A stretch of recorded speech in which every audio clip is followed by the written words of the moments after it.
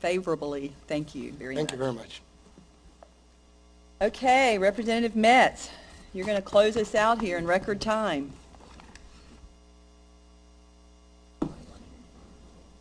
Madam Chair, and good afternoon, members. It's a tough bill to follow, actually. The one that I have is not nearly as interesting, but it's necessary. And the bill, basically, Madam Chair, with your indulgence, is a bill that would refine and in some cases rewrite provisions in law already that address hazardous walking conditions for elementary school students, defined as K through 6th grade. Basically, what the bill does in the first part of it is try to provide more clarity to the definitions of what hazardous walking conditions are, and then toward the end of the bill, in the middle and the end, it's going to provide more detail on the process that is used by agencies having jurisdiction over roads, working with their school districts, superintendents, to identify and hopefully correct hazardous walking conditions. So the bill has got a lot of additional language being added, some language being taken out, but it's an improvement overall. It's not the be-all and end-all on the subject, but it's probably as far as we can go this year without having a fiscal impact. That's an overview of the bill, Madam Chair. Great, and I believe you have an amendment, and would you do. like to go ahead and explain the amendment? Sure. Well, in one provision of the bill, in the original bill, we had Chapter 120 as the administrative proceeding vehicle for resolution of disputes about whether a condition is considered hazardous or not. We've changed it to Chapter 86. There's a lot of technical reasons for that, jurisdictional reasons as well.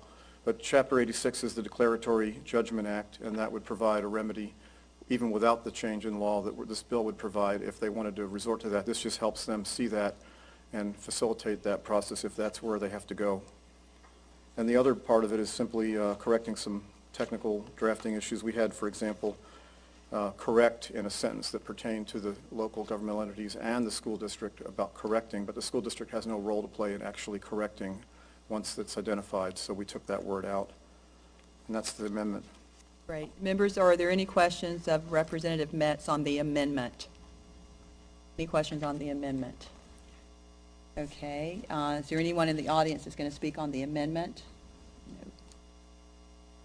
Okay. Then is there any debate on the amendment? Without objections, we'll show the amendment adopted. Now we're going to go, members, are there any questions on the bill as amended? Questions?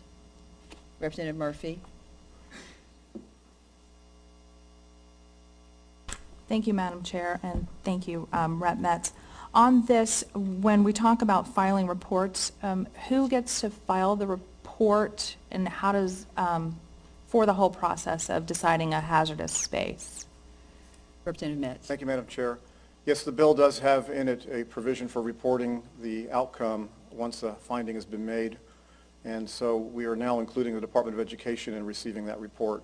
The reason for that is right now there is no requirement, just a general mandate that they be corrected within a reasonable period of time. We still kept the reasonable period of time in here, but what we're trying to do with the language is provide greater clarity on the process. So for example, when you're trying to correct a road at the local level, you have to get into a 5-year work plan somewhere, either the city or the county or the MPO if they have one. So this bill does ask them to tell the superintendent if they're going to put it in the 5-year capital plan. If they are, then what is the estimated date of completion? If they're not, they have to provide the reasons why they're not going to put it in the plan and then tell that to the superintendent and the DOE. The reason we included the DOE is another source of information on the big picture of the state of Florida as a whole, so we can start collecting that data and maybe do something about it legislatively at a higher level, perhaps provide matching funds for local governments in the future or just general funding for that. So it's a start. Representative Murphy, follow-up. Thank you, Madam Chair. So the follow-up. Okay, so this is just the preliminary. So basically, if we come across counties that are not repairing and can't repair and they put it off for the 5 years, we could possibly be looking at some help from the state level. Is that eventually what we're looking for? Representative Metz. Thank you. That would be a possibility. It's not really anything the bill requires.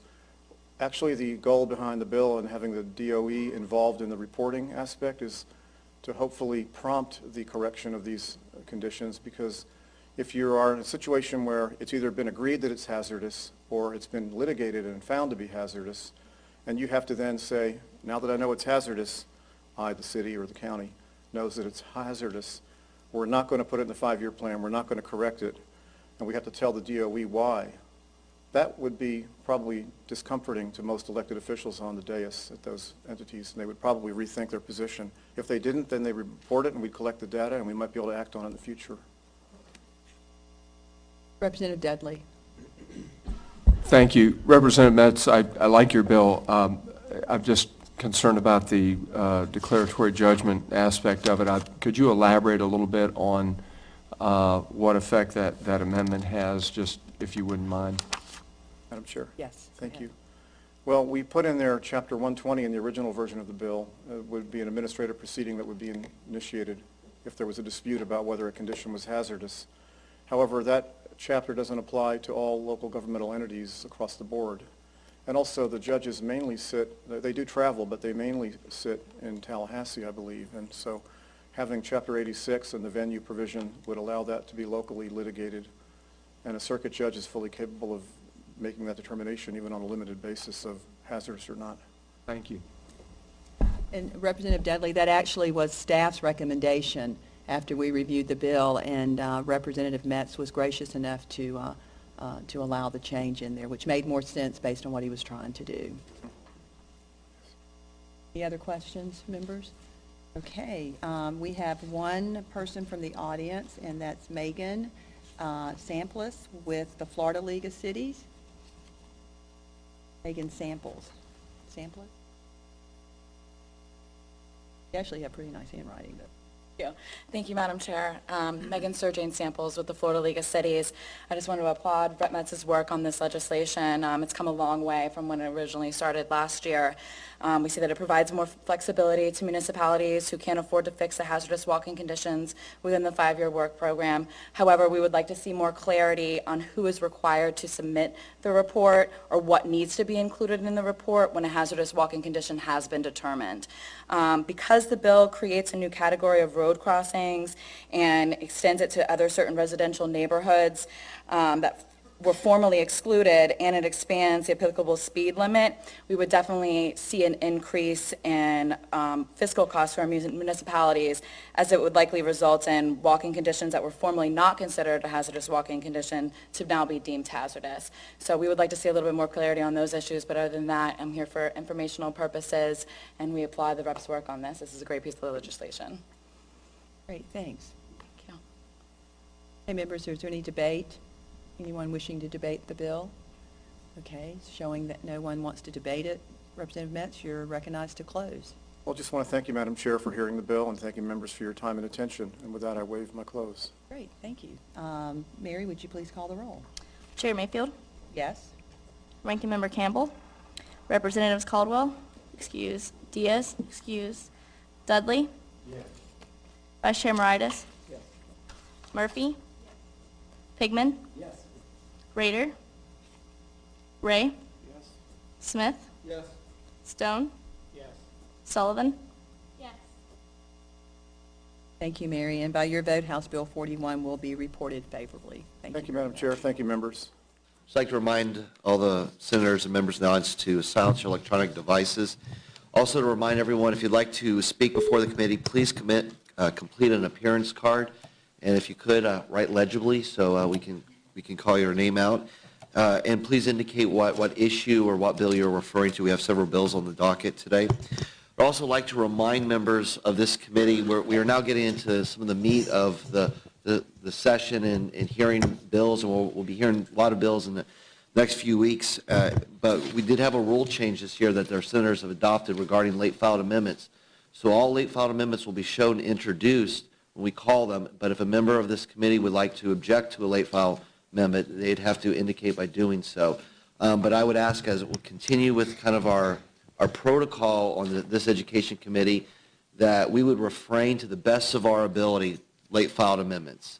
I know we're all busy, but when we start getting large late process, we will not hesitate to TP the bill, take a little bit of time out, breather, so senators can have a chance to review those late filed amendments. But as we start moving through these bills, please keep that in mind. And tab 2 was Senator Hayes. Thank you, Mr. Chairman. My amendment is timely filed, and it's not very long. Senate Bill 154 is essentially the same bill that we adopted last year in this committee. It failed to get the rest of the way through the process, but getting our children safely to and from school is actually a higher priority even than education, I think. Safety comes first. Education is very close second. But we have some areas in our state that have been determined to be unsafe. There seems to be a need for encouragement of the various entities, whether it be county government or school boards or Department of Transportation or whomever, to make sure that we do have proper safe conditions for the children to walk, and that's what this bill does. And that's essentially it. Would you like me to explain the amendment also? Senator Deere has a courtesy amendment. You're recognized to explain Amendment Barcode 412616. Thank you, and thank you, Senator Dieter, for the courtesy introduction. The original language provided for a hearing under Chapter 120, and this amendment just moves it to a hearing under Chapter 86 of the Florida statutes. Questions on the amendment? Questions on the amendment? Senator Clemens, you have a question on the amendment? Okay. Question on the amendment. Seeing no further questions on the amendment. Senator Montford on the amendment. Seeing no amendments, appearance forms on the amendment, none on the appearance debate. Seeing no debate, without objection, show the amendment adopted. Back on the bill. Questions on the bill. Senator Clemens, question on the bill. Thank you, Mr. Chair. Senator Hayes, does your bill does it take into account factors such as when a school district moves or opens a new school in a district, who's responsible for the improvements around that school? Does it contemplate that at all? Not specifically, excuse me, Mr. Chairman, we're going to go through, okay. The bill basically encourages the different entities to get together and work out a solution, is what it does. I think in the ideal world, there would be a prohibition of citing a school where there isn't adequate safe walking conditions, but we haven't gotten there yet. Follow, Mr. Chair. I apologize, but I'll give you an example. If a school is located right on the other side of a highway, and now kids have to cross over I-95 in order to be able to get there, is that then the responsibility of the municipality to make sure that that happens, or the school district? Something like that is certainly a citing issue, but if the school is there and you do have, the bill specifically designates highways that are multi-lane or speed limit restrictions and that sort of thing, but for an interstate, I'm sure there would be a pedestrian bridge across it. Thank you. Further questions from the committee. Senator Montford. Thank you, Mr. Chair, and thank you, Senator, for this bill. Unfortunately, we have, I think, in Florida, too many cases where young people, especially elementary children, walk in these kind of conditions. Tell me about the funding. I mean, I know you've had a lot of discussion about that. Will there be any specific requirements, or would this be left up to local government to make that determination? Yes, it would be left up to the local entities to settle things out. Okay. Thank you, Mr. Chairman. Further questions? Further questions? Seeing no questions, public testimony. George Lindsay.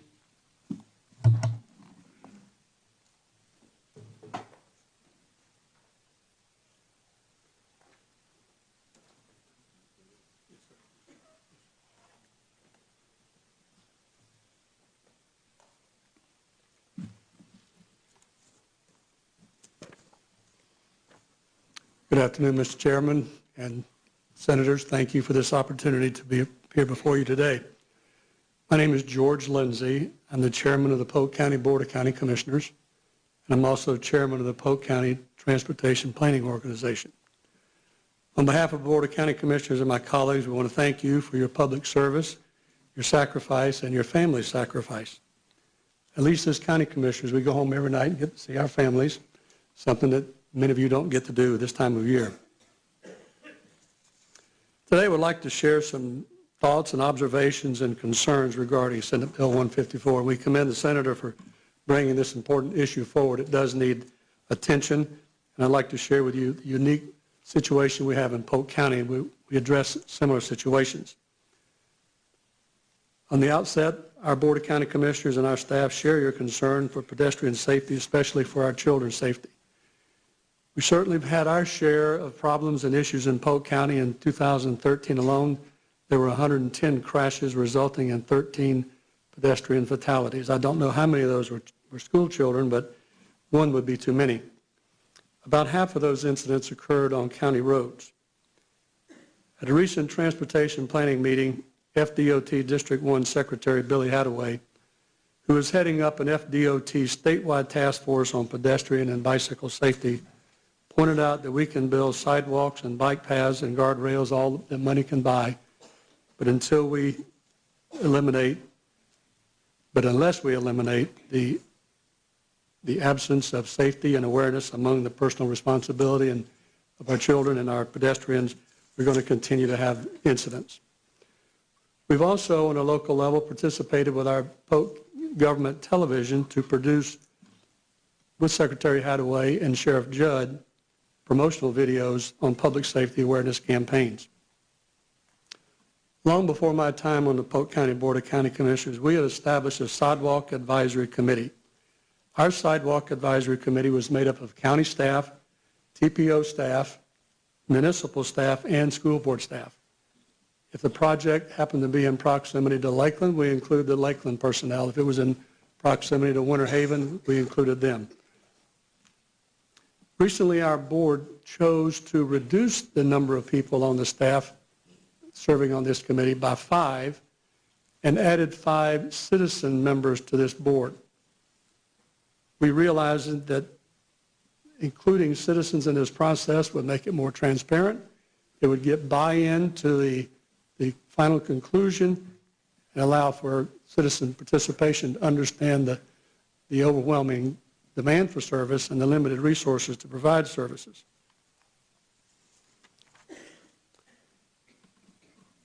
The previous committee we had put together, which will also be used by this new Citizens Committee, ranks sidewalk requests on a variety of issues. Is the sidewalk on a collector or a local road? I have copies of this available for any of the staff members or committee members later. What is the pedestrian accident history in this location? Does the section link this sidewalk with other sidewalks and also in proximity to middle schools or elementary schools? Each of these elements have a different weighting factor in order to determine the final score. Very important question, do we have the existing right-of-way or easement to facilitate this improvement? We've made it a public policy. We do not buy rights-of-way. Once that is known, then rights-of-way will consume all the limited resources we have and we'll wind up with very little to actually make the improvements. Other factors include impacts on wetlands and utility conflicts. We have approximately $1 million in our transportation budget for sidewalks each year. Some years a little more. We also have a great relationship with our school board, and they've agreed to participate to the tune of $250,000 a year when the project is in proximity to a school. So what are our problems with Senate Bill 154? Well, generally, it's limited to a home rule issue that we think we can solve the problem closer at home, and we customize the people affected, identify the resource, and identify the specific project. Tangentially, we also, out of necessity, have an understanding the law of unintended consequences, that a well-intentioned action on one end can very well produce an unintended action on the other end. This bill does create a specific protocol that is in conflict with the system we've adopted locally. And it certainly mandates a cooperation between the players, but in this case, the players are a little different than what we've adopted. Now, we use data from law enforcement, but law enforcement does not sit on our committee. Mandates of the school system and the municipality or the county come to some conclusion, but the process to resolve disputes when there is a loggerhead or lack of resolution, that poses problems and questions. I'm not an attorney. I don't know the nuances of 120 versus Chapter 86 or 84 or whatever it was, but the staff review of the bill providing for and allowing for declaratory judgment creates an adversarial relationship that causes both entities, the school board and the municipality or the county, to use legal resources to find some resolution. Anytime we spend dollars suing each other or fighting each other for one reason or another, those are dollars that are not going to project specific on the ground. Mr. Lindsay, if we have a kind of a hefty agenda, if we can get you to Yes, bring sir. this to a conclusion. Well, we simply would suggest and ask for your consideration as you deliberate this important issue to allow for municipalities or counties to opt out of this system if we have a viable, credible, fundable, participatory process. And I suggest that Polk County does, and we would like to continue to be part of the process and ask for your consideration in that opt-out provision. Thank you. Thank you. Thank you, sir. Thank you. Laura Youngmans? Humans?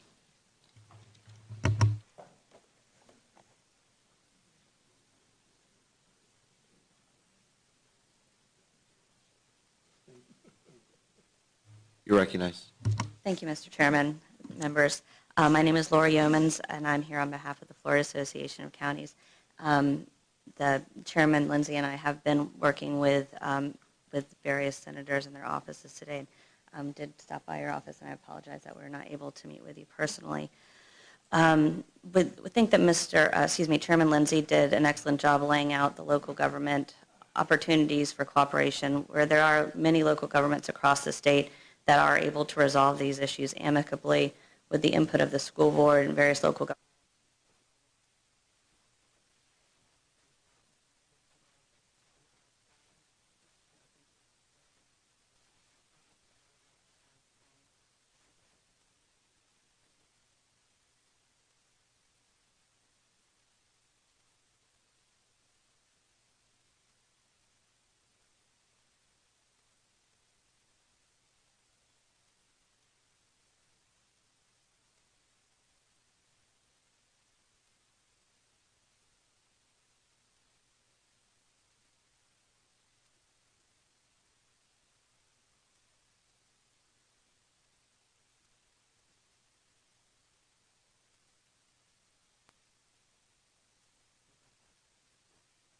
This issue in the future.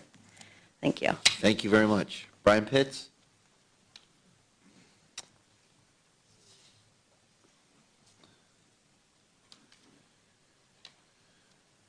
Thank you very much, Brian Pitts, Justice Jesus. Anything dealing with local government, the first thing I try to consider is diplomacy. I guess I had that answered by the first two speakers. That would be part of diplomacy, and obviously they're not faring well. So that kind of bents the crutch even more. So I looked at the bill and said, what is the bill trying to do? It's holding no one liable to fix the hazard. It really isn't. It's just adding some red tape or procedure into local government that does not exist by adding a couple of extra wording and line. Okay, here's the thing. Okay, if it's not in the 5-year plan, okay, fine, you report it to DOE. Okay, now what? Still nobody's going to fix it. Okay, so we come to a disagreement. So the local entities, everybody going to haul everybody into court. Because obviously that's what Chapter 86 is. It's more friendly to go to administrative law judge, but fine, you want to throw them in court. So the court got enough stuff to do. We can't figure out who's going to pay to fix the hazard. So the hazard ain't going to get fixed because we're going to fight over who, and we're going to take that to the judge. So who knows how long it's going to take? It's still not getting fixed. Next, it says reasonable time. And of course, that's in the original language. You would think, okay, with the new bill, it would set a date because it's not an issue of a thing. Who are using most of these places? The kids. So y'all can argue all you want. Somebody need to fix this right now. Go to court later. Go to court later. Fix this right now. And this goes to even worse position, page 7 of the bill. If it is designated as a hazard, you can't sue anybody. So if the kid, it's designated, the kid fall, something happened, it's designated. Mommy and daddy can't sue anybody. Why would you put that in the bill? Because, okay, making the emphasis, how serious are you? Who knows whenever it will be fixed, depending on the circumstances or who is to be claimed responsible. So it holds nobody responsible for any time certain of fixing it, or even, okay, until you figure it out, you fix it, school district, and you recoup the money after the lawsuit is over. It doesn't say that. So here it is, it's sitting there 1 year, 2 year, whoever they're in court, or whatever occurs, or say, I'm not going to do it. Say nobody draws anybody into court. It says, oh, let's just ignore it and leave it there. So who's left there? The kid again. So we're going to wait for somebody to fall, and you're going to say, oh, we're immune. Then the parents say, well, when are you going to fix it ever? We'll kind of get to it. I said, why don't you put it in your 5-year plan? Well, it's not that pretty much a priority on our ma'am. Okay, so maybe I should tell my kids not to walk that route since it's designated. So here's this, they have actual knowledge, because if it's designated, they have actual knowledge of the danger. And you're going to tell them you can't sue us and not give a certain time that it's going to be fixed? And it's the kids that you're talking about keeping safe? I don't know what you're trying to do with this bill. It doesn't do it.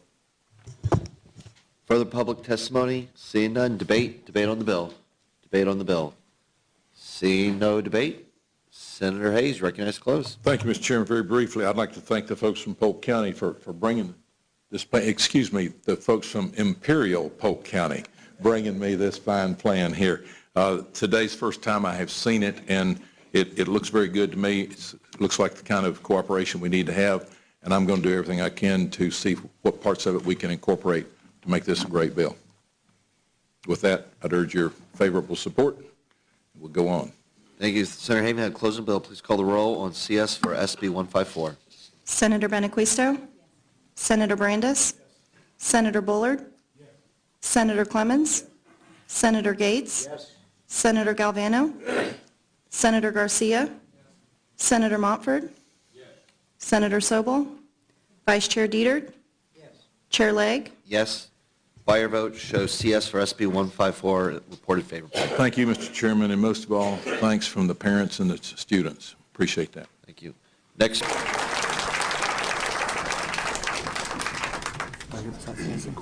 Should we take her? Yeah. What time? Okay, at this time, we are going to go to tab 3, Senate Bill, CS for Senate Bill 136. Nancy Cornwell is here to explain the bill. Thank you. Okay, now we're going to tab 5, CS for Senate Bill 154 by Senator Hayes. Ms. Cornwell, you are recognized to explain the bill. This bill, last year, courtesy busing was stopped in our area. That's busing students that live within a 2-mile radius of the school. It was kind of done unexpectedly. Parents didn't have a lot of time to plan. So what it did is it prompted Senator Hayes to take a look at the definitions of what's considered a hazardous walking condition. And this bill updates what's considered a hazardous walking condition and encourages cooperation between the local school board and the local governments to wherever there is municipality or who has jurisdiction over the road where there might be a hazard, to work together to solve the problem and include it in their 5-year work plan, and let them know that this is definitely on the radar screen of something to be fixed. And the statute is further updated to include crossings over the road. It's a new type of designation for a hazard, and that's the bill, Mr. Chair. Thank you. Are there any questions? We do have an amendment. Senator Bradley, you're recognized. I'll let the amendment. Thank you. All right, there is an amendment, amendment number 1, barcode 389656, short introduced by Senator Brandes as a courtesy amendment. And Ms. Cornwell, you are recognized to explain the amendment. This amendment is a clarifying amendment as well. It basically just includes the wording that instead of a capital improvement plan, it's a transportation work program. We were informed by the cities and counties that that's the lingo that's used. Thank you. Are there any questions on the amendment? We do have a speaker card on the amendment. Megan Samples, you're recognized. Florida League of Cities waves in support, and we thank the bill sponsor for hearing our clarifications. Thank you. Any discussion or debate on the amendment? Ms. Cornwell, you're recognized to close on the amendment. I waive my close, sir. All in favor of the amendment say yay. All opposed, nay. Show the amendment as adopted. Back on the bill as amended. Do we have speaker cards on the bill? Eric Poole, you are recognized.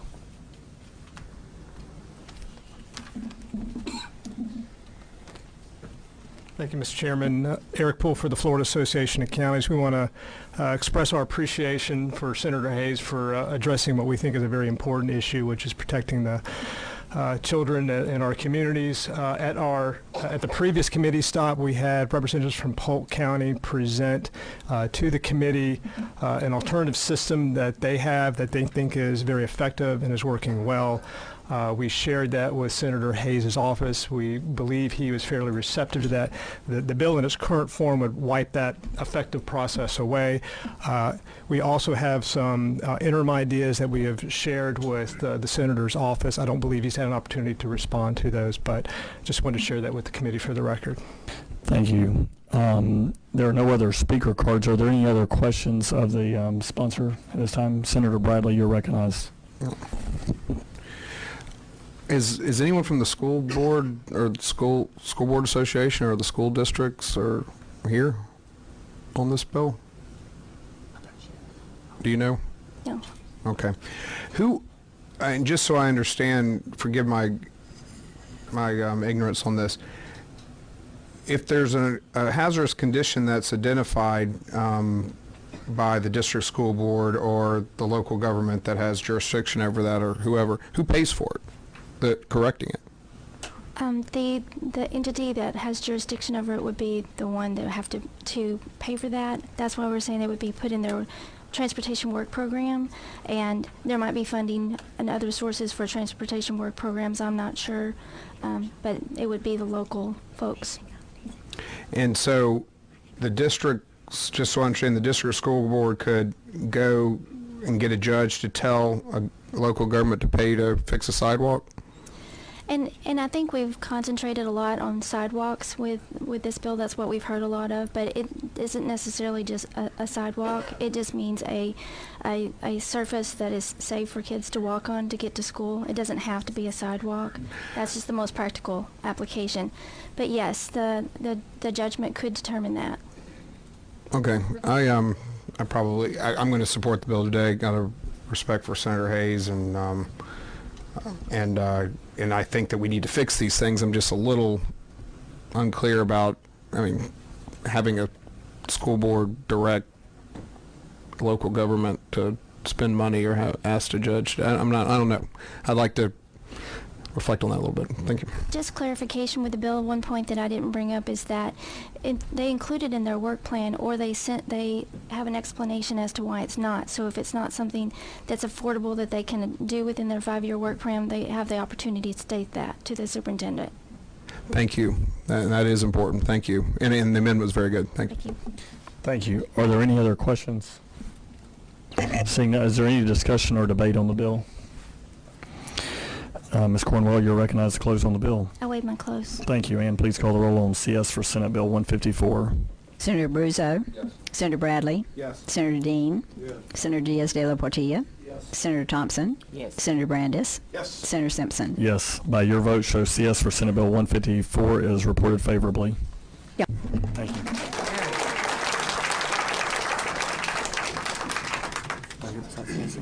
Should we take her? Yeah. What time? Okay, at this time, we are going to go to tab 3, Senate Bill, CS for Senate Bill 136. Nancy Cornwell is here to explain the bill. Thank you. Okay, now we're going to tab 5, CS for Senate Bill 154 by Senator Hayes. Ms. Cornwell, you are recognized to explain the bill. This bill, last year, courtesy busing was stopped in our area. That's busing students that live within a 2-mile radius of the school. It was kind of done unexpectedly. Parents didn't have a lot of time to plan. So what it did is it prompted Senator Hayes to take a look at the definitions of what's considered a hazardous walking condition, and this bill updates what's considered a hazardous walking condition and encourages cooperation between the local school board and the local governments to wherever there is municipality or who has jurisdiction over the road where there might be a hazard to work together to solve the problem and include it in their 5-year work plan, and let them know that this is definitely on the radar screen of something to be fixed. And the statute is further updated to include crossings over the road. It's a new type of designation for a hazard, and that's the bill, Mr. Chair. Thank you. Are there any questions? We do have an amendment. Senator Bradley, you're recognized. I'll let the amendment process. Thank you. All right, there is an amendment, amendment number 1, barcode 389656, short introduced by Senator Brandes as a courtesy amendment. And Ms. Cornwell, you are recognized to explain the amendment. This amendment is a clarifying amendment as well. It basically just includes the wording that instead of a capital improvement plan, it's a transportation work program. We were informed by the cities and counties that that's the lingo that's used. Thank you. Are there any questions on the amendment? We do have a speaker card on the amendment. Megan Samples, you're recognized. Florida League of Cities waves in support, and we thank the bill sponsor for hearing our clarifications. Thank you. Any discussion or debate on the amendment? Ms. Cornwell, you're recognized to close on the amendment. I waive my close, sir. All in favor of the amendment say yay.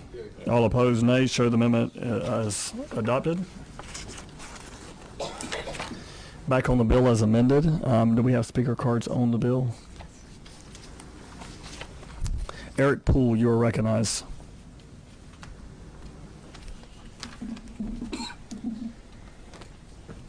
Thank you, Mr. Chairman. Eric Poole for the Florida Association of Counties. We want to express our appreciation for Senator Hayes for addressing what we think is a very important issue, which is protecting the children in our communities. At the previous committee stop, we had representatives from Polk County present to the committee an alternative system that they have that they think is very effective and is working well. We shared that with Senator Hayes' office. We believe he was fairly receptive to that. The bill in its current form would wipe that effective process away. We also have some interim ideas that we have shared with the Senator's office. I don't believe he's had an opportunity to respond to those, but just wanted to share that with the committee for the record. Thank you. There are no other speaker cards. Are there any other questions of the sponsor at this time? Senator Bradley, you're recognized. Is anyone from the school board or the school board association or the school districts or here on this bill? Do you know? No. Okay. Who, and just so I understand, forgive my ignorance on this, if there's a hazardous condition that's identified by the district school board or the local government that has jurisdiction over that or whoever, who pays for it? Correcting it? The entity that has jurisdiction over it would be the one that would have to pay for that. That's why we're saying it would be put in their transportation work program, and there might be funding and other sources for transportation work programs. I'm not sure, but it would be the local folks. And so the districts, just so I understand, the district school board could go and get a judge to tell a local government to pay to fix a sidewalk? And I think we've concentrated a lot on sidewalks with this bill. That's what we've heard a lot of, but it isn't necessarily just a sidewalk. It just means a surface that is safe for kids to walk on to get to school. It doesn't have to be a sidewalk. That's just the most practical application. But yes, the judgment could determine that. Okay. I'm going to support the bill today. Got a respect for Senator Hayes, and I think that we need to fix these things. I'm just a little unclear about, having a school board direct local government to spend money or ask a judge. I don't know. I'd like to reflect on that a little bit. Thank you. Just clarification with the bill, one point that I didn't bring up is that they included in their work plan, or they have an explanation as to why it's not. So if it's not something that's affordable that they can do within their 5-year work plan, they have the opportunity to state that to the superintendent. Thank you. That is important. Thank you. And the amendment was very good. Thank you. Thank you. Are there any other questions? Seeing none, is there any discussion or debate on the bill? Ms. Cornwell, you're recognized to close on the bill. I waive my close. Thank you, and please call the roll on CS for Senate Bill 154. Senator Bruzzo. Yes. Senator Bradley. Yes. Senator Dean. Yes. Senator Diaz de la Portilla. Yes. Senator Thompson. Yes. Senator Brandis. Yes. Senator Simpson. Yes, by your vote, show CS for Senate Bill 154 is reported favorably. Thank you.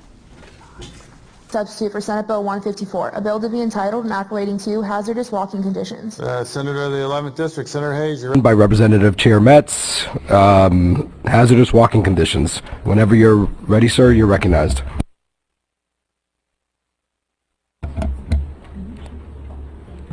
Thank you, Mr. Chairman. I appreciate the opportunity to present House Bill 41, which relates to hazardous walking conditions for elementary students in grades K through 6, actually. And there is an amendment, but the bill in itself will provide clarity to an existing statute on what is a hazardous walking condition and also improve the process for local governments to cooperate in identifying and correcting those conditions. That's a summary of the bill, Mr. Chairman. Members, are there questions on the bill before we get to the amendment? Are there questions on the bill before we get to the amendment? Seeing none, Representative Metz, you're recognized to explain Amendment 1. Thank you, Mr. Chairman. The first few pages of the amendment have very few changes of language just to make it more consistent. On line 7 of the amendment, we changed the word to governmental entity from what it was before. And then over on lines 59 and 63, we use the term transportation and work program instead of capital facilities program.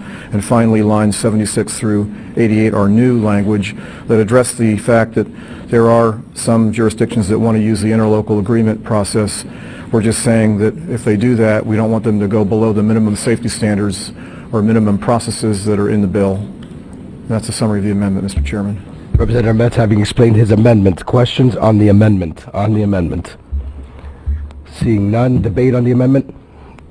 Seeing none, all those in favor of the amendment say aye. Aye. Opposed? Show that amendment adopted. We are now back on the bill as amended.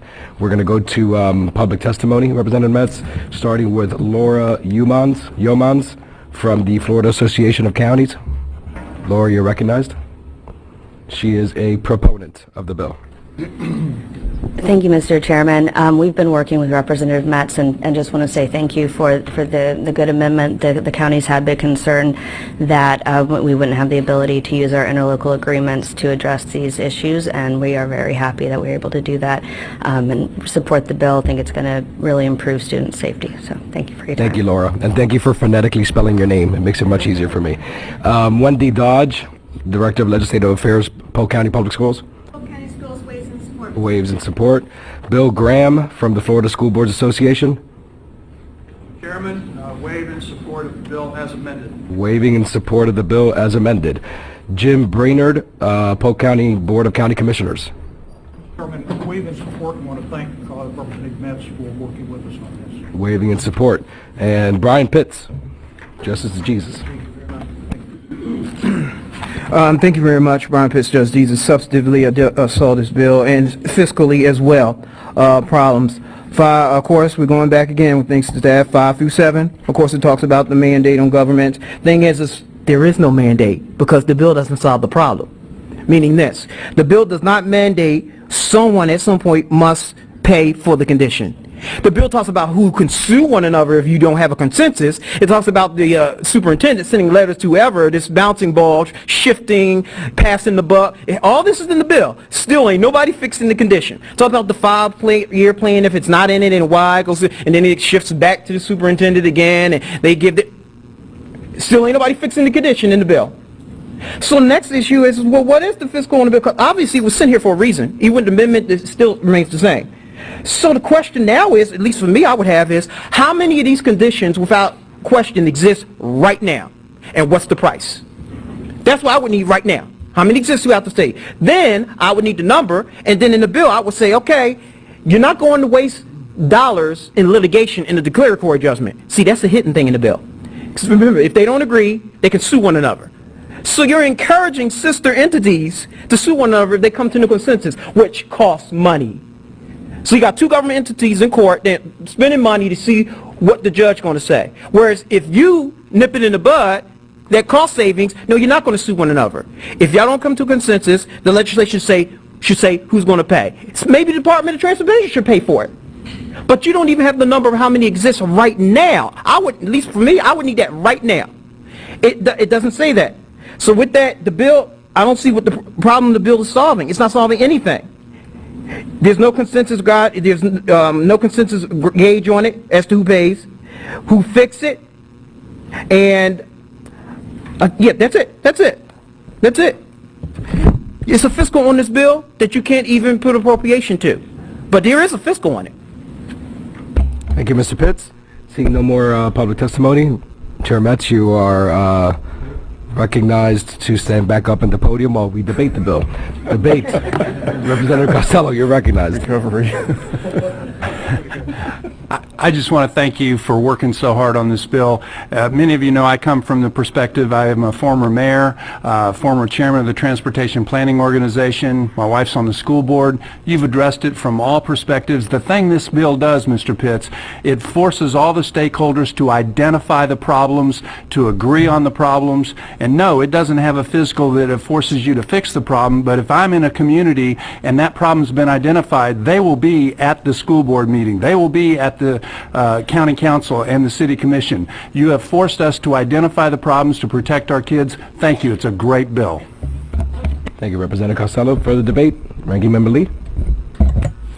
Thank you, Mr. Chair, and thank you, Representative Chair Metz. I too agree with what was just said, because my county has one of the highest rates of kids walking early in the morning in areas where there are no sidewalks, getting injured and sometimes getting killed. So I appreciate this bill, and as was previously said, I'm quite sure if we are not putting money in here, once these areas are identified, the cities and the counties will find a way to fund it. I know in Port St. Lucie, one of the cities that I represent, they are now doing sidewalks, and they came about because so many kids were getting injured and hit in those areas. So I thank you for this bill. Thank you. Members, further debate? Seeing none, Representative Metz, you're recognized to close. Thank you, Mr. Chairman. Just very briefly, the bill takes it as far as we can go without creating an unfunded local mandate, and that's the idea behind it, was force the subject matter to be looked at, discussed, decided upon if possible. There is a reference to Chapter 86 for a declaratory judgment if there's a disagreement about whether a condition is hazardous. It doesn't create a new right of action, though. They could sue right now if they wanted to. What it does do in the lawsuit arena is it requires 30 days written notice before a suit is filed and gives a 30-day period of response time, which would hopefully eliminate the need for the suit. So overall, it's an improvement of what's there. It doesn't go far enough in the one sense that we're not funding all the conditions to be corrected, but it's a local governmental responsibility, and if we're not going to pay for it, then we can't force them to do it. It will result in data coming back to us if they don't, however. So overall, I think it moves us down the field quite a bit. And with that, I close, Mr. Chairman. Thank you. Excellent. Representative Metz, having closed on this bill, Ms. Deborah, please call roll on CS to House Bill 41. Representatives Atkins. Yes. Ahern. Yes. Costello. Yes. Diaz. Yes. Fitzhagen. Yes. Jones. Yes. Lee. Yes. O'Toole. Yes. Porter. Schlossberg. Yes. Stone. Yes. Taylor. Yes. Mr. Chair. Yes, and by your vote, show CS to House Bill 41 reported favorably. Congratulations. Thank you, Mr. Chairman, and thank you, members. Thank you. I'm going to say, and the joke was on Representative Williams, because he was here at 8:05 when nobody else was here, because he thought it was 8 o'clock. But even at 8:05, Representative, you would have been 5 minutes late. Senator Moffett, You know, all the things we do here in education really are important to you all, so we're really glad to have you here. And thank you for the career you've chosen. All right, let us begin with CS for CS House Bill 41. Representative Metz, you're up. Good morning. Good morning, Madam Chair, and thank you for hearing this bill. Members, CS for HB 41 takes the existing statute that relates to hazardous Representative walking. Metz, can we start with your amendment? I'm sorry. Oh, sure, Madam Chair. Thank you. On the previous committee stop, members, we had some changes to the language that I drafted, and then after looking at it after the meeting, I realized that there was a drafting error on the part of the drafter, me, and so we're clarifying the prior amendment with this amendment, Madam Chair, and it has to do with interlocal agreements and what you have to be able to comply with if you're going to do an interlocal agreement to implement these provisions. That's the amendment. Is your mic on, sir? Yes, it is. Okay. I can lean in a little bit. I know it's early. Are there any questions on the amendment? Any appearance cards? Seeing none, is there any debate on the amendment? Seeing no debate, all in favor of the amendment say yea. Yea. All opposed say nay. Sir, we are back on the bill as amended. Thank you, Madam Chair. This bill clarifies the existing statute related to hazardous walking conditions by adding additional clarity to the standards for safety in subsection 2, as well as the processes for identifying and correcting those conditions in subsections 3 and 4, and also other provisions like we just covered with the amendment. Okay. Good. Are there any questions on the bill? Question by Representative Anton. Thank you, Madam Chair. Representative Metz, can you give me an example of a problem or some issues that you're trying to address with this legislation? You're recognized. Thank you, Madam Chair. If you notice, the bill has a lot of underlined language, very little deleted language from the existing statute. The problem is that the existing statute is very suggestive. It's not really clear about what is supposed to be done at the local level to identify and correct hazardous walking conditions. We do a lot to fix that. We do not create an unfunded mandate on local governments, though, to actually fix them within a specified period of time. We're hoping that by improving the process and creating a little bit higher standard for safety, that the local governments will be able to work with their school districts to identify and correct these conditions, and that's the goal of the bill. You all set, Representative Anton? Yeah. Okay. Any other questions? Representative Williams. Thank you, and thank you, Representative Metz, for bringing forth this bill. So, is my understanding that the, current statute requires, I guess we're talking about sidewalks, and for the most part, within 2 miles of the school, has to make sure there's no cracks and all of those types of things. What else are we looking at that would be hazardous? I'm just curious, as you've been studying this this bill. Madam Chair. You're recognized. Thank you. Well, as an example, right now in existing law, at line 36 on the bill, you'll see that walkways parallel to the road are addressed in statute. But we are adding language that says not including drainage ditches, etc. So we're trying to make sure that if there's an area along the side of the roadway that they're going to be walking in, that it's walkable. That's just one example of that. It's not, well, if you go over to line 79, crossings over the road as opposed to parallel to the road, and we give a couple of examples there of what we consider to be hazardous. If it's a 6-lane road, regardless of the speed limit, it would be considered hazardous and needs to be addressed. Or if it's 50 miles an hour or greater, it would need to be addressed. So it's not just sidewalks, it's just the conditions under which students in grades K through 6 have to walk to school. You're recognized. Okay.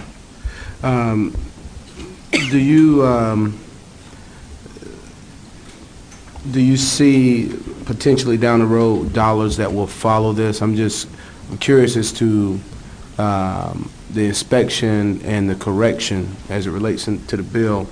I guess that would fall upon the school district or the city or county in which the school is in.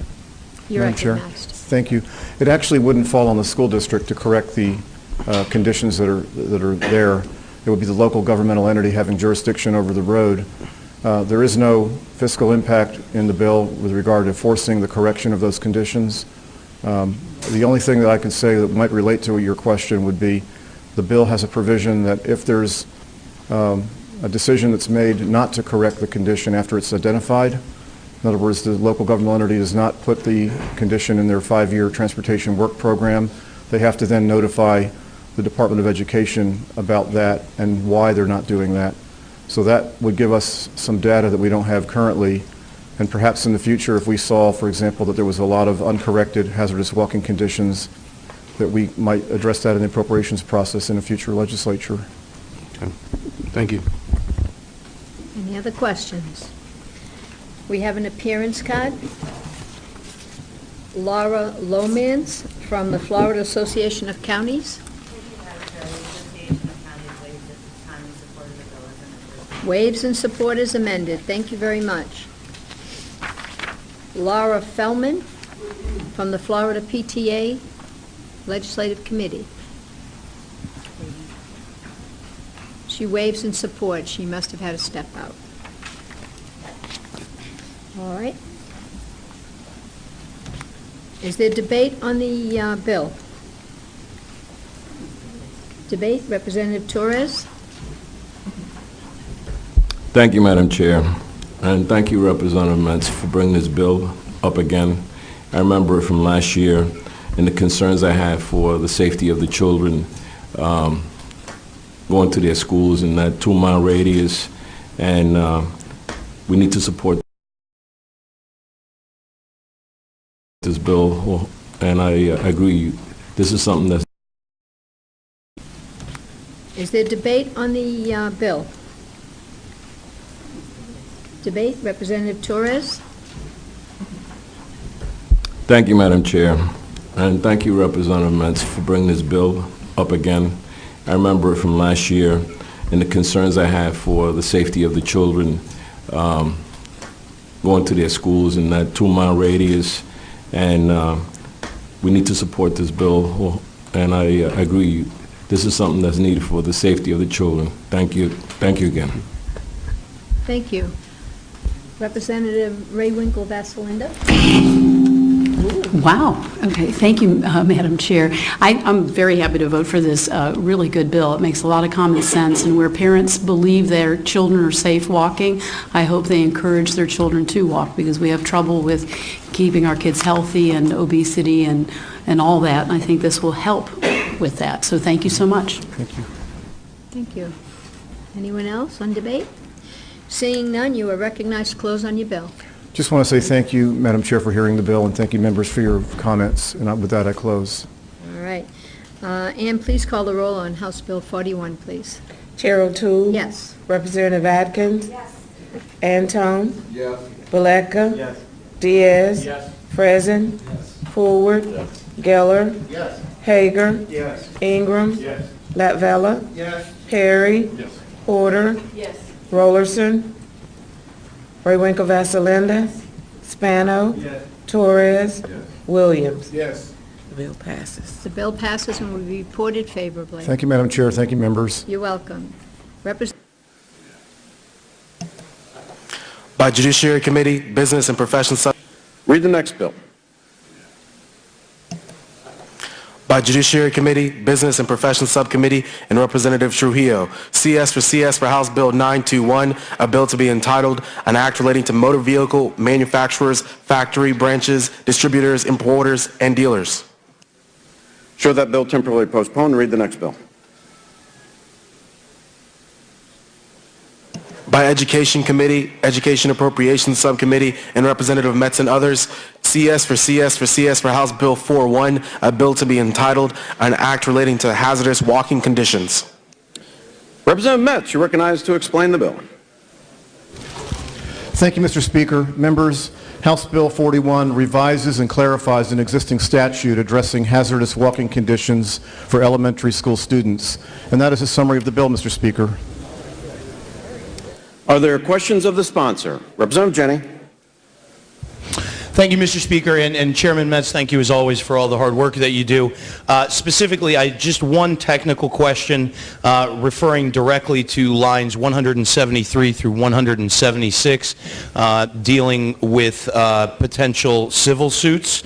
And the question is this, sir, and if a civil action were to occur, would the conditions, just simply the conditions, not the designation, would the conditions still be admissible in a court? Obviously, as the bill states, not the actual designation, but could the conditions, not the designations, be referenced in a civil suit? Representative Metz. Thank you, Mr. Speaker. Yes. Are there any other questions of the sponsor? Seeing none, are there amendments on the desk? On the desk, Mr. Speaker. Read the First Amendment. Representative Schlossberg offered the following amendment with title amendment, barcode 424347, between lines 27 and 28, insert an amendment. Representative Schlossberg, you're recognized to explain your amendment.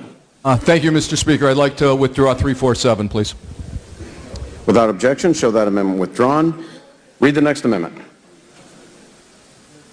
Representative Metz offered the following amendment with title amendment, barcode 879827, between lines 27 and 28, insert an amendment. Representative Metz, you're recognized to explain your amendment.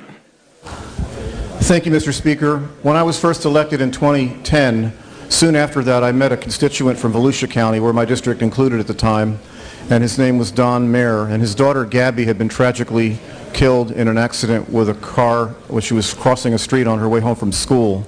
This amendment would name the bill that we're about to pass here, hopefully, in honor of his daughter Gabby, by calling it Gabby's Law for Student Safety. Thank you, Mr. Speaker. Excellent. Are there questions of the sponsor? Seeing none, are there amendments to the amendment? None on the desk, Mr. Speaker. Are there substitute amendments? None on the desk, Mr. Speaker. Is there debate on the amendment?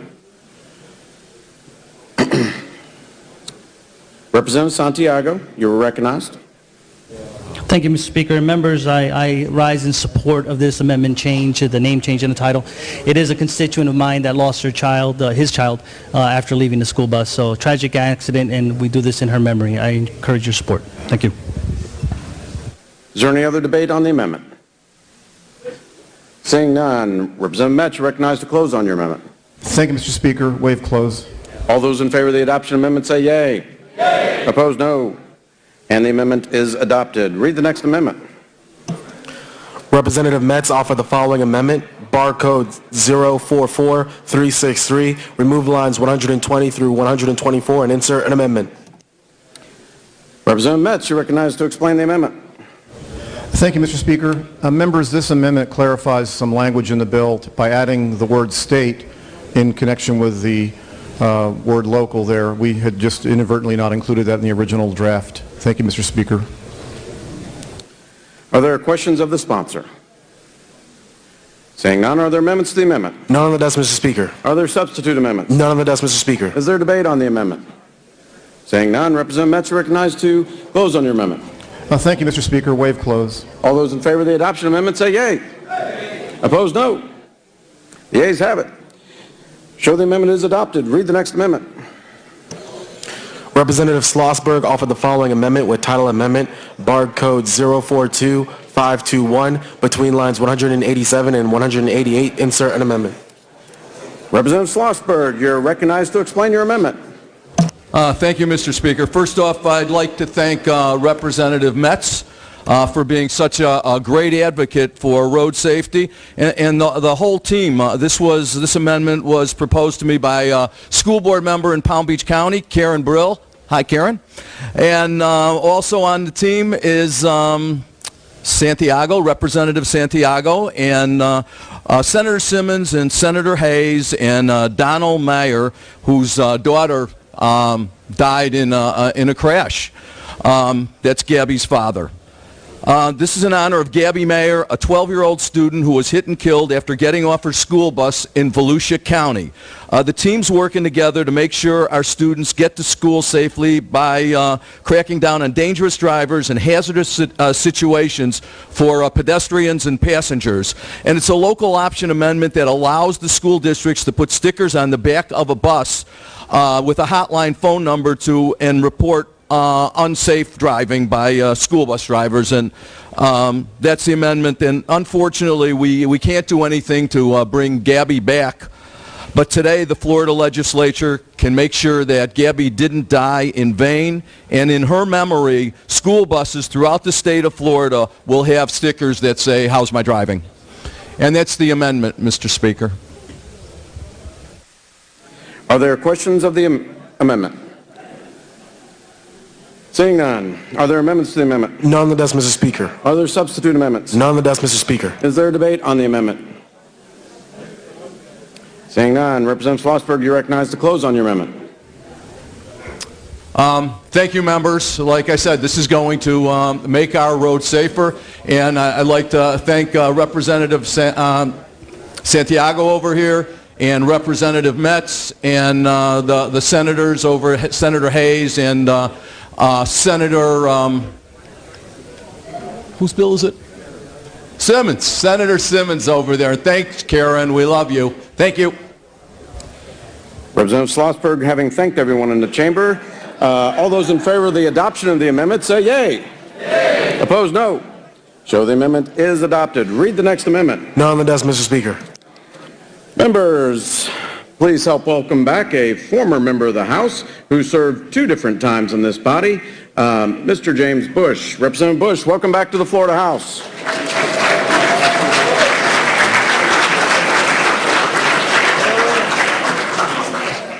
Show the last bill rolled over for 3rd reading. Read the next bill.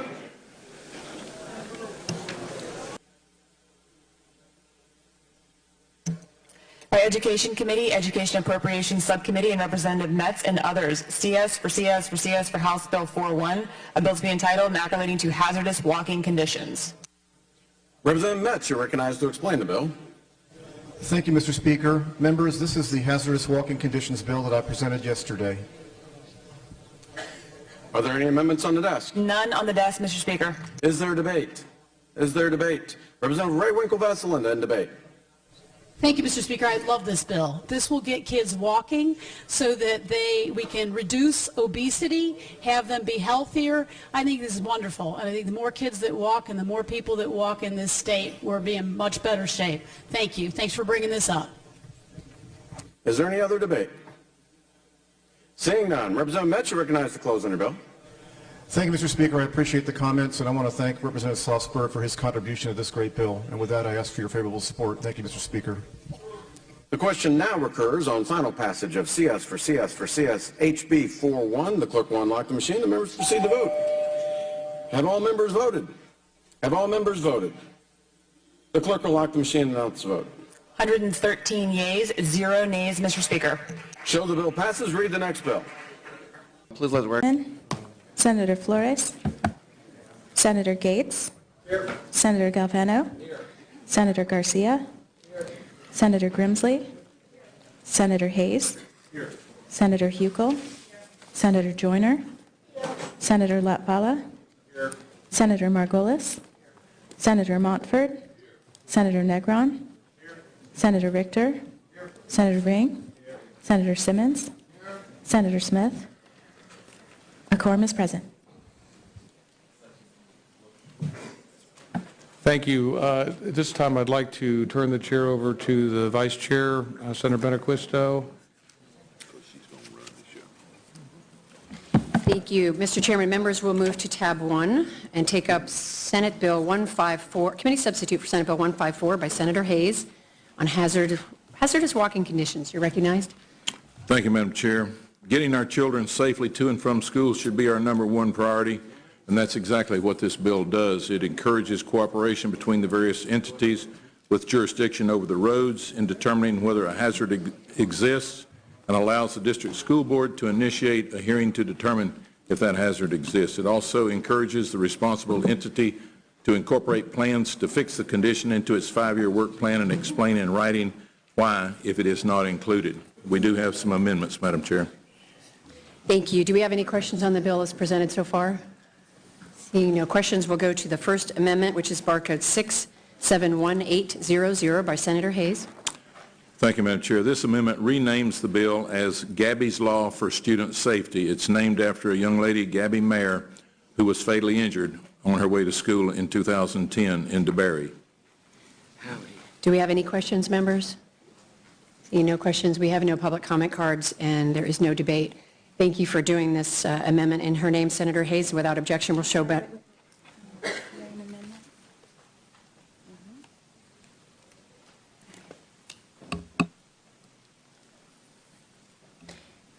Thank you for naming this law for Gabby. And without objection, we'll show barcode 671800 adopted. Next is barcode 895826 by Senator Hayes. Thank you, ma'am. This amendment adds language denoting that if a school board has an interlocal agreement with other governmental entities that outlines protocols for identifying and correcting hazardous conditions, it can utilize those protocols as long as they meet or exceed the standards outlined in this bill. Thank you for that explanation. Do we have questions? Seeing no questions, we do have Brian Pitts who would like to, Laura Yeomans on this amendment from the Florida Association of Counties. Thank you. Seeing no further public testimonies or any debate on Senator Joyner in debate? Senator Hayes. Yes, ma'am. Any questions? No, not a question. Oh, sorry. I'm in debate. I want to thank you for this bill. I had this situation arise in Hillsborough County. A family contacted me, and their kids would walk out the door, and there was a ditch, and they had to walk alongside the ditch because there was no sidewalk, and it was right off of Dale Mabry and near a shopping mall. And the mother called me, and I went over there, and she said, "You see how my kids' lives are endangered?" So, of course, I contacted my school board member. She took care of it. Now the bus stops right in front of their house and picks them up because traffic is so heavy. I'm sure all the criteria is met based on this bill. So here we are again dancing, Senator Hayes. I like that. Thank you. Any additional debate on this amendment? Seeing none, we will show amendment barcode 895826 adopted without objection. The next amendment barcode is 868178, also by Senator Hayes. Madam Chair, I have that as 968. Am I mistaken? I believe so. It is 868178 in the system, Senator Hayes. Okay, thank you. This amendment allows the school board to implement a safe driver toll-free hotline for motorists or anyone else who might observe improper driving or operation of a school bus driver to report those violations to the district board for investigation. Thank you for that explanation. Do we have any questions? Seeing no questions, Brian Pitts would like to speak on this amendment.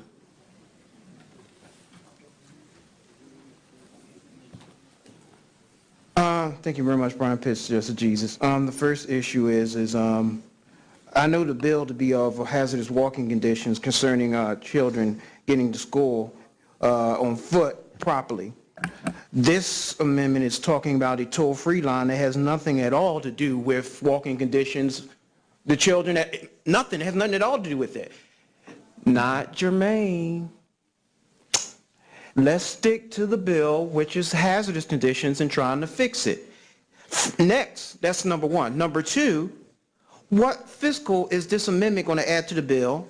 Well, understand that it's discretionary, but give me an example. If one school district did do it, how much would it cost to set up the system? Because it's something new they're going to do, and you're authorizing it. But it doesn't matter. That's not the issue of the bill. It may well fit into single subject, but it is definitely not germane. But okay. Thank you, Mr. Pitts. We have no further public comment on this amendment. Any debate?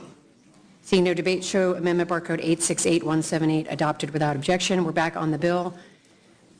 We do have Mr. Pitts who would like to testify on the bill overall, expressing his support, I'm sure. Thank you very much. How much do it cost? They got some that exist already, these hazardous conditions. So the first thing I would have said is due diligence. What exists now, how much do it cost? No number. Then, this is what you got. You have it set up to where if they can't feud and figure it out, you won't send them to court to get a declaratory judgment. So you still ain't telling who's going to pay it. That's the whole issue. Who's going to pay it? No, you're still not going to do it. So now you're going to clog the court because if it's too heavy in price, both of them are going to deny. No, I'm not paying for it either. Here we go. We're going to go to court.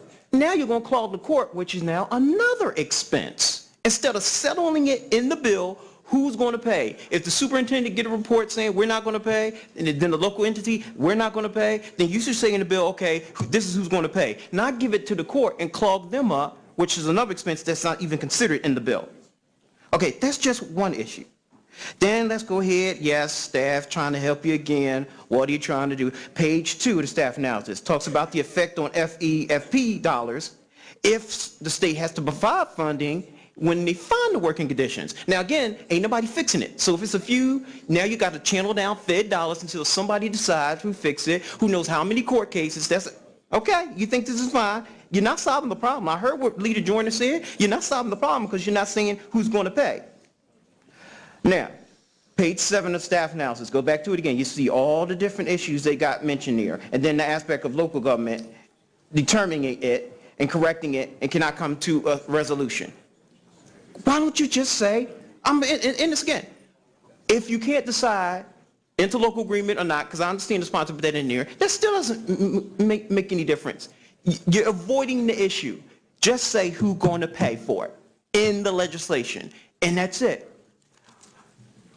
You still don't have a price on this. Thank you, Mr. Pitts. Seeing no further public testimony, is there debate on the bill? Seeing no debate on the bill, Senator Hayes waives his close, and the committee assistant will call the roll for committee substitute for Senate Bill 154. Senator Altman? Senator Flores? Yes. Senator Gates? Yes. Senator Galvano? Yes. Senator Garcia? Yes. Senator Grimsley? Yes. Senator Hayes? Yes. Senator Hugel? Yes. Senator Joyner? Yes. Senator Latvala? Yes. Senator Margolis? Yes. Senator Montford? Yes. Senator Negron? Yes. Senator Richter? Yes. Senator Ring? Yes. Senator Simmons? Yes. Senator Smith? Senator Lee? Yes. Chair Benaquisto? Yes, and by your vote, the bill is reported favorably. And members, if we could just turn our attention to the person on my right, it is... Recognized. Thank you, Mr. President. This bill pays attention to one of the most important tasks that we have in our local school system, and that is the safe transportation and back and forth to school. Unfortunately, over the years, when the 2-mile busing limit was ignored and courtesy busing was extended to the students that live within that 2-mile radius, many schools were cited without adequate walkways inside that 2-mile radius. Consequently, we have created a situation where there are many hazardous walking conditions, and this bill addresses that. It encourages cooperation between the various entities with jurisdiction over the roads in determining whether a hazard exists, and it allows the school board to initiate a hearing to determine if that hazard exists. Also encourages the responsible entities to incorporate plans to fix the condition into the 5-year work plan and explain in writing if it is not included. And then it also adds compromise language that says if a school board has an interlocal agreement with other governmental entities that outlines protocols for identifying and correcting hazardous walking conditions, the school board can utilize those protocols as long as they meet or exceed the standards in this bill. That's the bill, Mr. President. Senator Hayes, I believe the House bill is here. It's identical. Senator Hayes moves that the rules be waived and CS for HB 41 be waived, be substituted for Senate Bill 154. Senator Hayes further moves that the bill be read a second time by the required 2/3 vote. Show the motion adopted without objection. Read the House bill. Committee substitute for committee substitute for committee substitute for House Bill 41, a bill to be entitled and relating to hazardous walking conditions. Senator Hayes, having explained the bill, and they are identical, are there questions on the bill? Are there questions? Senator Gibson for a question. Thank you, Mr. President. We were just talking, and just so we have a little clarity, the analysis talks about a potential, because the transportation is funded through a categorical allocation, and potentially some districts could see an increase in the number of students that would require the transportation based on the inspections and the tie to needing the transportation because of the hazardous conditions. And it mentions that depending on the total level of the appropriation for the transportation of those children, it may reduce the statewide funds per transported student for all districts. Can you talk about that? Senator Hayes to respond. Yes, ma'am, I can talk about that. This bill does nothing to disturb the formula by which the transportation funding is derived. And when you have students that are walking from home to school, the district does not get money for the transporting of those students, would be my expectation. Senator Gibson for a follow-up. Thank you, Mr. President. Right, the amount is based on the transported students, so given that there will potentially be an increase based on the analysis in the number of students that will now be transported, there has to be funding for that. So how do we plan to mitigate for that across the state is the question. Senator Hayes to respond. Same way we solve most other problems, throw more money at it. Senator Montford, you're recognized. Thank you, Mr. President. Senator Hayes, let me see. I think make sure I understand this correctly. This bill in no way interferes with the local school district decision relative to hazardous routes. That's a separate and independent decision. Yes. If it's a hazardous route, then school districts can provide transportation for those students. This bill doesn't address that. We're not interfering with school districts in that way. Way I understand this bill is that this will bring recognition to the fact that we have students who are walking hazardous routes, and this is a way to make sure that all the entities, governmental entities, sit down and address these issues and no change in responsibilities for who pays for what. In other words, school districts won't be required to provide sidewalks unless that's already in some local agreement. Am I correct then?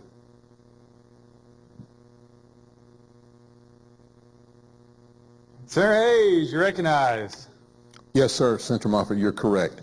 This bill really, when you get right down to it, does nothing more than recognize the fact that because courtesy busing has been discontinued in several districts, there now is a demand for children to walk to school. And some of those pathways are in hazardous conditions, and this bill says, okay, all of you government leaders there locally, school board, county commission, DOT, whomever it may be, city commission or whatever, get together. If you need to have a public hearing in order to determine if indeed this is hazardous, then have it. The other approach that we could have taken would have been to say that by a certain date, all schools had to have sidewalks within a 2-mile radius so the students could walk there. We could have also gone further and said, from this date forward, no schools can be open for classes unless there are safe walking conditions in that 2-mile radius. But this is a far less obstinate type approach to it. Are there further questions? Seeing none. Pursuant to Rule 4.19, the bill is placed on the calendar. Bills on third reading. Take up and read next bill. Committee substitute for committee. Committee substitute for committee substitute for committee substitute for House Bill 41, a bill to be entitled Not Going to Hazardous Walking Conditions. The senator from the 11th District, Senator Hayes, you are recognized to explain your bill.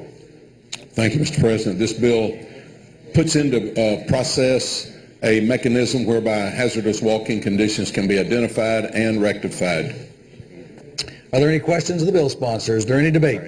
Senator, having waived is closed, will the secretary unlock the board, and will senators prepare to vote? Have all senators voted? Have all senators voted? Senator Soto? Lock the board and record the vote. 39 yeas, 0 nays, Mr. President. Show the bill passes. Take up and read the next bill. Committee substitute for House Bill 4.